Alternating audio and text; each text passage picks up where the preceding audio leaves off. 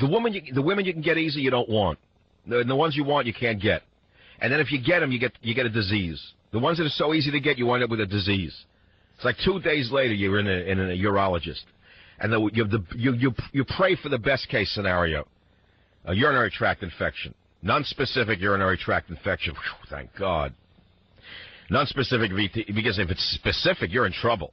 And it depends on how specific it is. You know, think about it. If a woman's going to sleep with you, have sex with you, just over a book rack, that means she's done it with others, just as easily. And it's worse yet if she's from Holland. If she's from Holland and she's visiting, you have any idea? Do you have any idea how many hours she sat in that airplane? She just got off the plane, and I don't want to get into the toiletry items, but it's horrible, the whole thought of it. If that Dutch slut is going to sleep with you because you're a good enough socialist and you hate Republicans well enough, that means that she did someone else not too long ago, maybe 8 hours ago in Holland, some garbage that floated up out of the canals of Rotterdam. Don't you understand that? No, you don't get it. What you can have, you don't want. What you want, you can't have. And so the whole trick to life is not to want too much. And then it shall all not come to you. It'll go to someone else anyway. I love guys who never can meet a woman, and they would try to figure out how to do it. So they would say, well, just lighten up, because women can sense when you really want them, they don't want you. They only want you when you don't want them. So then the guy would say, okay, I don't want him. And he'd walk around trying to pretend he doesn't want them.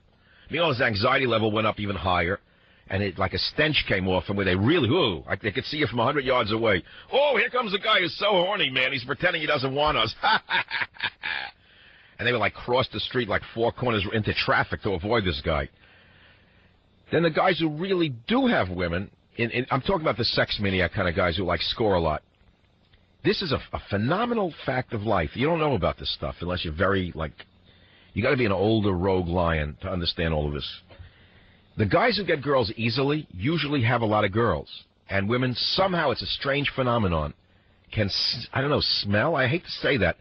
On an animal level, they sense it. If a guy has a lot of girls, they know it, and then they want you. I don't know why. And it's something to do with animal stuff that has never been studied.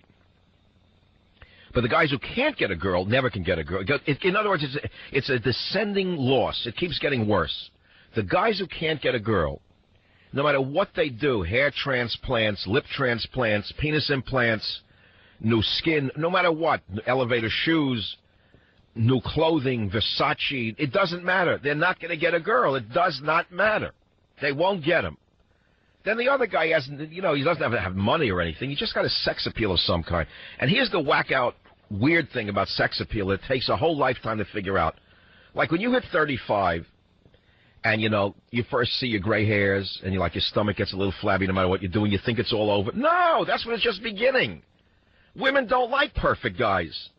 And the reason they don't like perfect guys is because they feel like they're competing with them. If you're too perfect, they know you're vain. And if you're too vain, they don't want to compete with you. It's like a girlfriend. They don't want to fight with you. Girls would rather be with a relaxed guy. Come here, babe. Basically, it's true. There's a power thing with a guy who's relaxed. That's what a girl wants. Powerful, relaxed man. It don't matter if he's bald. What do you think? Because you're going to put in hair? And I have nothing against Dr. Rossinelli. I'm sure you look better with the hair.